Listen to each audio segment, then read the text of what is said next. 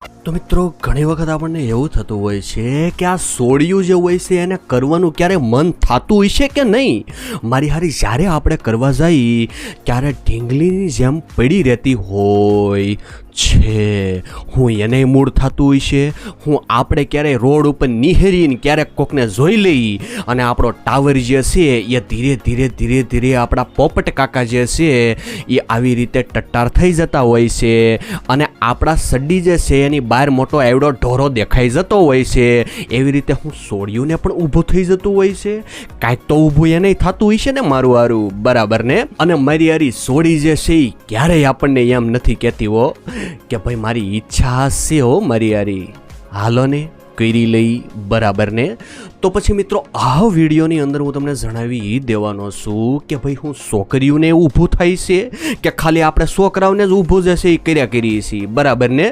તો મિત્રો વિનંતી કરું છું કે વિડીયો જે છે એને આખો જોઈ નાખજો અને મારા હારાવ વિડીયોને શેર કરવાનું રાખો અને હારી હારી કોમેન્ટો કરી દો મારા રોયાવ. અને હું તમે આ ચેનલ ઉપર નવા આંટો ફેરા કરવા આવી ગયા છો તો મારા રોયા વાટ હેન્ડી જોવો છો એ હેઠે સબસ્ક્રાઈબનું લાલ કલરનું બટન છે એને દબાવી લ્યો અને બાજુમાં ઘંટો છે એને પણ દબાવીને ટનાટન કરી દો કે જેથી આ બધી વસ્તુનું નોલેજ તમને મળી રહે અને મજો આવી રાખ્યો મારા વાલીડાઓ.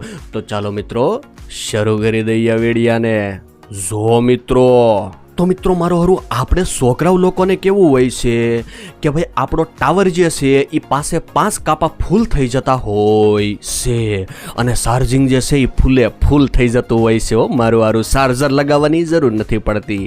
ઊભો જે છે એ ટટ્ટાર થઈ જતો હોય છે અને સામેથી કોક જોવે ને તો આપણી સડ્ડીની બહાર મોટો એવડો મોટો ઢોરો દેખાઈ જતો હોય છે, ઉભાર દેખાઈ જતો હોય છે. એટલે સામેવાળી છોકરીને ખબર પડી જતી હોય છે કે આનથી આઘું રહેવાય મારું હારું, ક્યારે હું થઈ જાય એનું નક્કી નહીં. તો મિત્રો આ બધી વસ્તુઓ આપણે વિચારી ત્યારે મગજનો અઠ્ઠો થઈ જતો હોય છે કે હું છોકરીઓને પણ ઊભો થાય છે કે ખાલી આપણા છોકરાઓને જ ઊભો થાય છે. હું છોકરાઓને બહારથી આપણે જોઈ લઈ કે આનો હવે ટટ્ટાર થઈ ગયો છે, મોટો ઢોરો દેખાઈ ગયો છે, તો એવી રીતે હું સોડિયુંને પણ બહારથી આપણે જોઈ લઈ તો દેખાઈ જાય છે કે આનું કંઈક ઊભું થઈ ગયું હોય છે. તો મિત્રો આનો જવાબ છે યસ, બરાબર ને. કારણ કે હું તમને જણાવી દઉં કે જેવી રીતે છોકરાઓ જે છે એ કોઈ વસ્તુની કલ્પના કરી લે અથવા તો રોડ ઉપર કોઈને જોઈ લે અથવા તો રાતે જ્યારે સૂતા હોય ત્યારે ગોદડા ઓટોમેટિક ભીના થઈ જતા હોય છે, એની પહેલાં જે સપનાઓ સતાવી રાખતા હોય છે, એવી રીતે જો છોકરીઓ જે છે એને પણ જો થઈ જાય આવી બધી વસ્તુ તો જેના કારણે એક ભગ શિશ્નિકા કરીને એના પ્રાઇવેટ પાર્ટની અંદર એક ભાગ આવેલો હોય છે.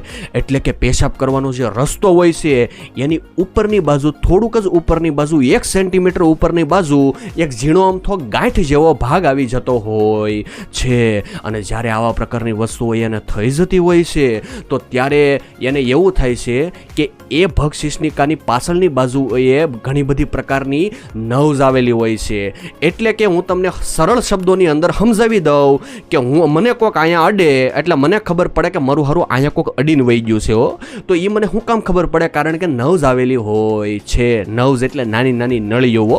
આ ગુજરાતી કાઠિયાવાડી ભાષાની અંદર તમે સમજી લેજો. અને બીજી વસ્તુ કે એ નર્વ જે છે અને ઉપરથી જે લોહીની નળીઓ હોય છે એમાં લોહીનું સપ્લાય જે છે એ ફૂલ થવા મળતું હોય છે કે જેને કારણે એ ભગ શિશ્નિકાનો ભાગ જે હોય છે એ પહોળો થઈ જતો હોય છે, થોડો બ્લુ કલરનો થઈ જતો હોય છે, ગરમાહો આવી જતો હોય છે, ગરમ થઈ જતો હોય છે અને ત્યાં શીકણો પ્રવાહી જેવું જે છે એ વસ્તુ ઝરવા મળતી હોય છે. એટલે કે ભીનો થઈ જતો હોય છે, ભીના આવી જતી હોય છે, બરાબર ને. અને ભીના આવવાની હારે ગરમાહો આવવાની હારે છોકરી જે હોય છે એના જે છાતીનો ભાગ હોય છે એ પણ મોટો થઈ જતો હોય છે અને ફૂલી જતો હોય છે. આ બધી વસ્તુઓ જે છે એ તમે બહારથી જોઈને જ તમે અંદાજો લગાવી શકો છો, બરાબર ને. અને એનું પણ મૂળ જે છે એ પહેલાં અહીંયા હોય, આ બધી વસ્તુ થવાને કારણે અહીંયા પહોંચી જતું હોય છે. તો મિત્રો અહીંયા બીજી વસ્તુ સમજી લેવાની એ જરૂર છે કે ઘણા બધા છોકરાઓ મને એવું પૂછતા હોય છે કે ડૉક્ટર સાહેબ આપણે છોકરાઓ લોકો જે હોય છે એની અંદર આપણો જે પોપટ કાકા હોય છે આપણા, બરાબર ને, ઈવડાઈ મારા હારા આપણે જ્યારે સંબંધ બાંધવા જઈએ ને, બરાબર ને, એ પહેલાં તો આમ ટટ્ટાર ઊભા હોય છે, ઓલું તુરિયું હોય ને એવી રીતે ઊભા હોય છે. પરંતુ એ પોપટ કાકા જે છે એ સંબંધ બાંધતી વખતે આવા ઢીલા ઢબ લબર જેવા વાકા રીંગણા જેવા થઈ જતા હોય છે. તો હું છોકરીઓને પણ આવું થતું હોય છે, એટલે કે જો છોકરીઓની અંદર ઊભું થાય કાંઈક તો એ પણ હેઠે બેસી જતું હોય ને પોપટ કાકાની જેમ. તો એ કેવી રીતે થાય છે અને હું એમાં પણ થાય છે? તો જવાબ છે યસ, બરાબર ને. કારણ કે મેં તમને જે વાત કરી તો એવી રીતે જો એને ગરમાહો ન આવે, ભીનાહ ન આવે, વાદળી કલરનો ભાગ થઈને પોળો ભાગ ન થાય, બરાબર ને, અને છાતીમાં ફૂલાવો ન આવે, તો એનો મતલબ એવો છે તમારે સમજી જવાનું કે આનું મારું હારું આસ કરવાનું બિલકુલ મૂડ નથી લાગતું, બરાબર ને. આનથી આગા જ રહેજો, નહીતર હાવણીઓ આવશે ઉપર.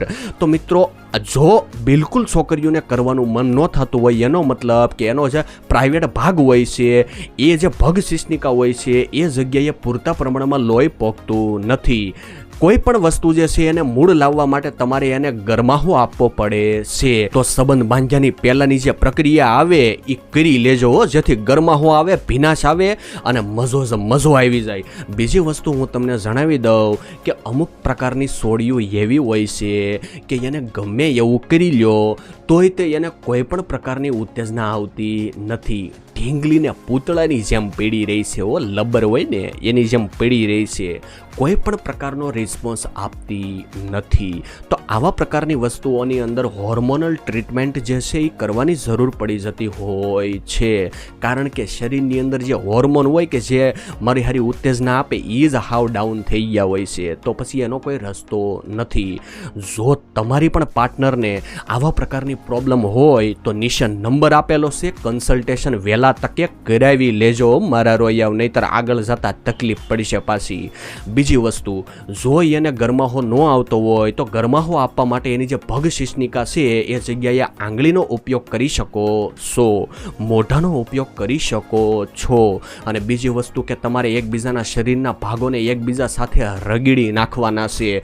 અને બીજી વસ્તુ કે અમુક પ્રકારના એવા રમોકડા આવે છે કે જેને કારણે પણ વાઇબ્રેશન આપી અને તેના જે અંગો હોય છે તેને ઉત્તેજિત કરીને ગરમાહો અને ભીનાશ તમે આપી શકો છો.